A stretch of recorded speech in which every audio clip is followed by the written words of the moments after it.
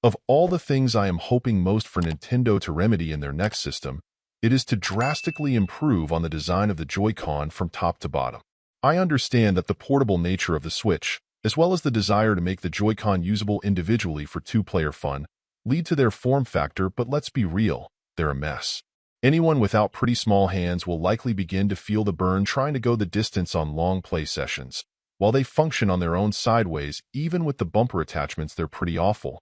And their compact design absolutely has a part to play in the still unresolved issues they've had with drift over time. Enter Nyxi with a number of Joy-Con replacements that are generally superior on pretty well every level in my opinion, and their current Rolls Royce model, the Hyperion Pro. Boasting pretty well every feature the Joy-Cons support short of the IR that's practically useless since every game using that feature needs to be constantly recalibrated, and the ability to be an NFC reader, though Amiibo died in being used with most games years ago. As a base, they're very functional. Better yet, they add some features like the ability to easily alter the intensity of the rumble, an added very comfortable button on the back of the controller which you can program macros for, and turbo functionality if that's the way you roll. Throw in some aesthetics that are nice like colored LED lighting that you can set, and they're feature-rich. Where they make the biggest impact, at least in my mind, is that you can use them joined together, giving them a very pro controller form factor, or lock them on the sides of your Switch in place of the Joy-Con and finally be able to enjoy gaming on the go much more comfortably. Aside from simply being bigger, having normal triggers and buttons that aren't uncomfortably small and grouped too close together, these joysticks are fabulous and full-sized instead of sticking you with the overly shallow ones on the Joy-Con that work admirably but simply can't compete. While I'd have to use the controller for a year or two to confirm whether or not they're drift-proof, Nyxi also boasts that the nature of how they use a Hall effect joystick, essentially opting to use a magnetic field to detect movement instead of it being a physical interface, which ideally should also minimize problems with performance or fluidity degrading over time as well. It wouldn't be fair to gloss over anything that's less than stellar, and depending on your overall tastes, there could be some obstacles to your enjoyment.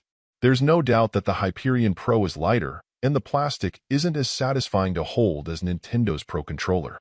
Of course, weight being a good or bad thing is in the eyes of the person playing, and you could argue that the controller being lighter could help to reduce strain over long play periods. I'm also not as much of a fan of the texture of the buttons, which again just feel less refined, though they function perfectly well. The tops of the joysticks are different, lacking a lip at the edge, but it is textured nicely instead, so it may be a wash overall, but they are simply different. I did have issues with pairing them along with a Pro controller when trying to get a co-op game going, but the game also seemed to be a contributor to the problem, so I'm not positive the controller was at fault, though it could be something to keep in mind since the Switch does treat it like two individual Joy-Con and not a single controller, so there could be room for confusion somehow. I'd previously reviewed and was quite impressed with a similar Nyxi Joy-Con replacement, but this certainly feels like a product that they've continued to refine to help it become a best-in-class contender in the third-party controller market. While you could perhaps be annoyed with the classic assumption that something that feels more light is inherently cheaper, I'm not buying that, and they aren't light to that extent anyway. Given the pretty notorious shortcomings of Nintendo's own Joy-Con, as well as their pretty ridiculous price, I can't see any reason why I wouldn't recommend the Hyperion Pro over Nintendo's own Joy-Con controllers. Perhaps the feel of the Pro controller is more classic, so it gets an edge, but you also don't have the option to pull it apart and play with it on the go short of having an aftermarket harness of some kind. Throw in the fact that I got mine in classic GameCube purple, and it really feels like Nyxi understood the assignment, making what I'd consider the best overall third-party controller I've used with my Switch to this point. Overall, my final score for this controller ended up being a 9.5.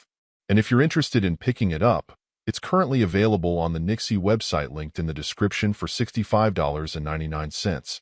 Thank you for taking the time to listen to this review. And if you'd like more information or ideas of indie games worth checking out on Switch, be sure to subscribe and stay tuned to this channel. Until next time.